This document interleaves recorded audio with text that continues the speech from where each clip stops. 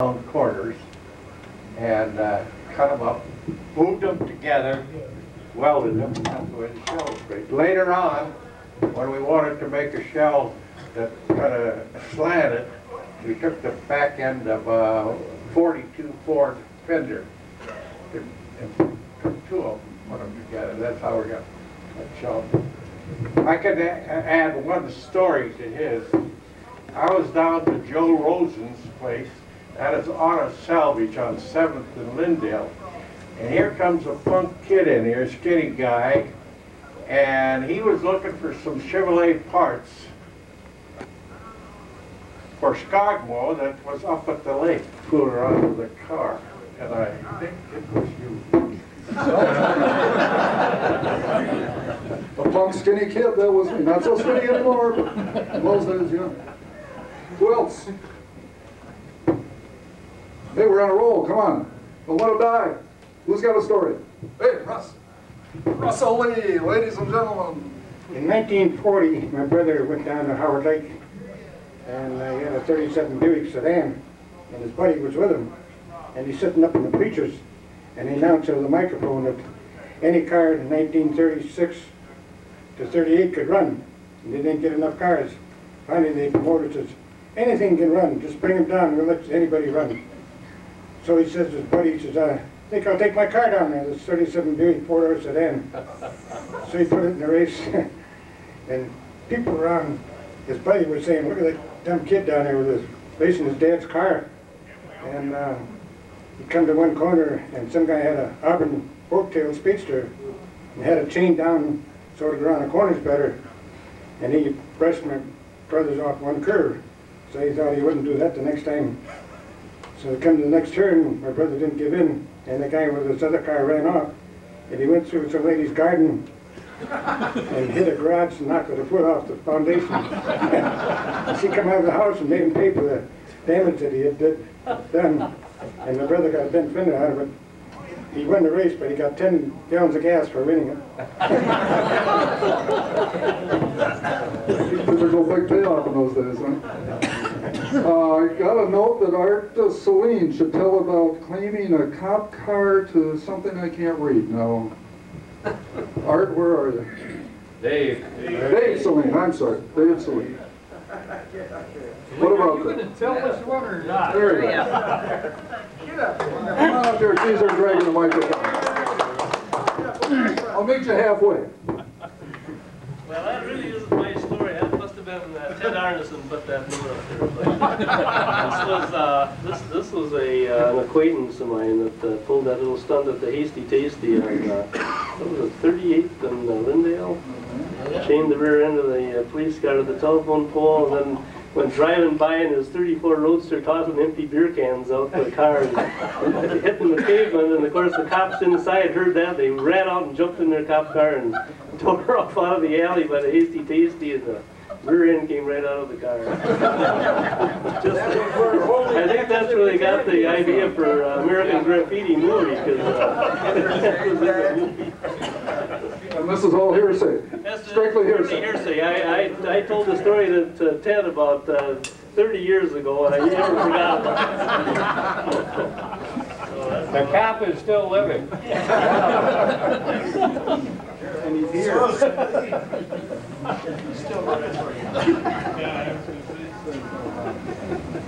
Forgive him for that. What else we got here? We got some good stories tonight. Jake Mazzoni. There you go, Harvey.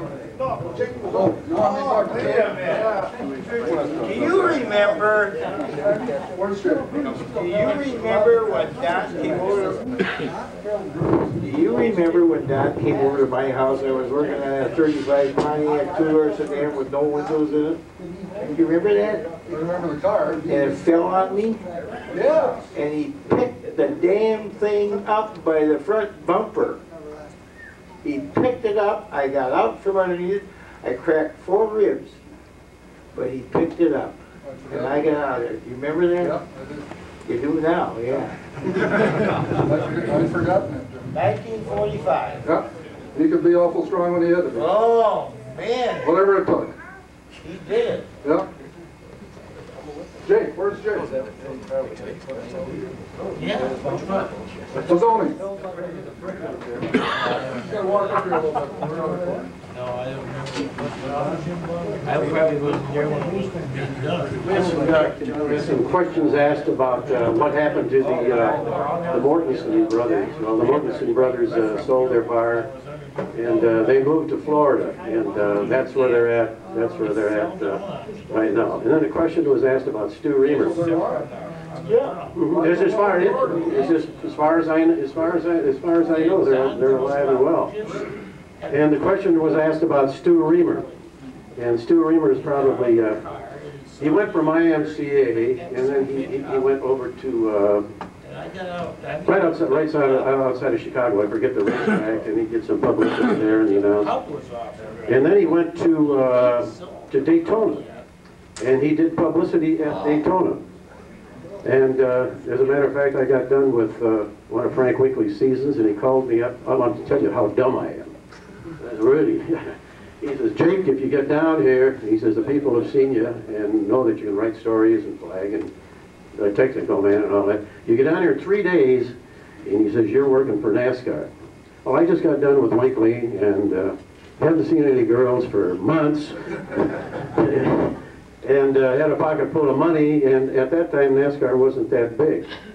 But if I would have been there, I look at it all the time and say, God, but you're stupid, you know. And really, but Stu created a paper of his own, and it's especially in short tracks.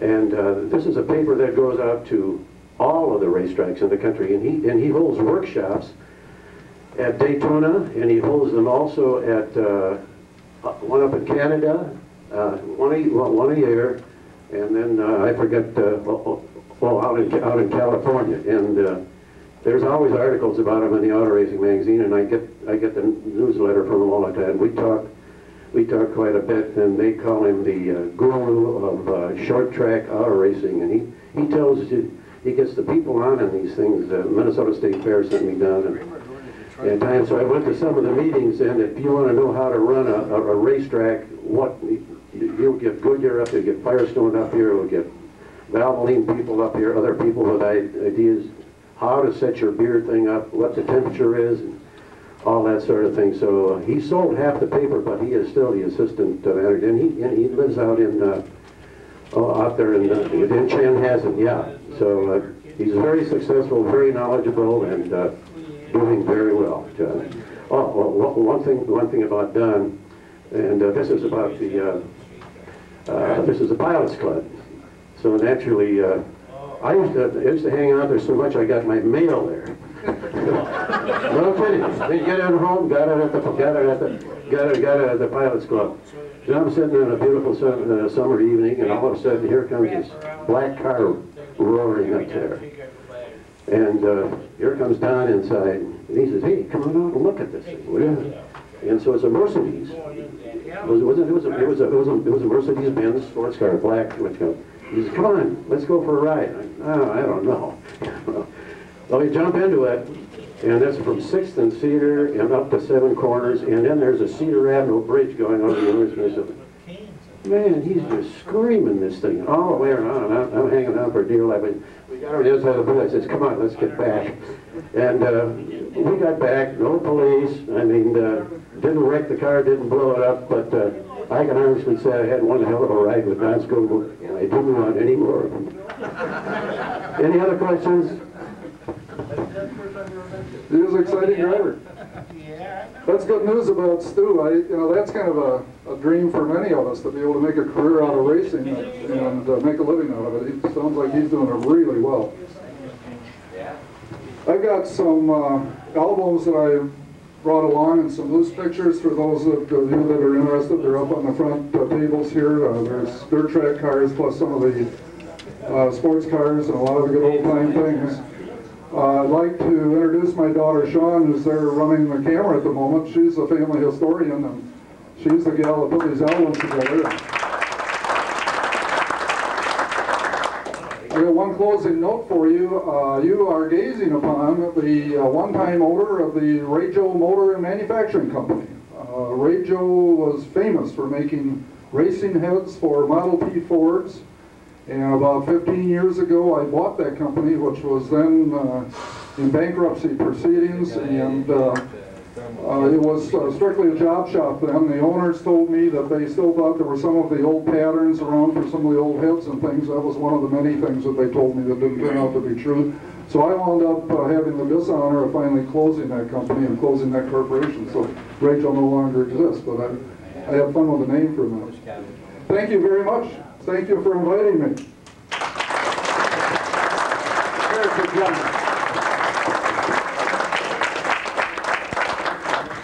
A couple things I'd like to say.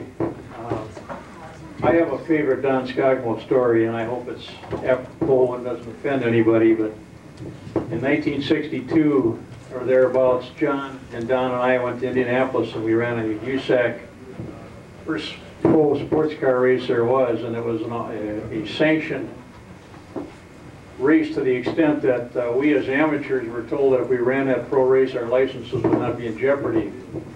The week before the race, they changed that ruling, and John and Don and I went down and ran anyhow. And Don called home that night, and Georgia had a telegram. Remember the telegram, Georgia? I have my frame copy. And it was from John Bishop, who was the contest board chairman at SCCA, and it read, "Due to your participation in an unsanctioned event, your SCCA competition license is hereby revoked." And we were in a motel and we had our checks from running the USAC race. And Don thought that was very funny, and his comment was, "I'm going to send John Bishop a telegram. F you, nasty letter will follow."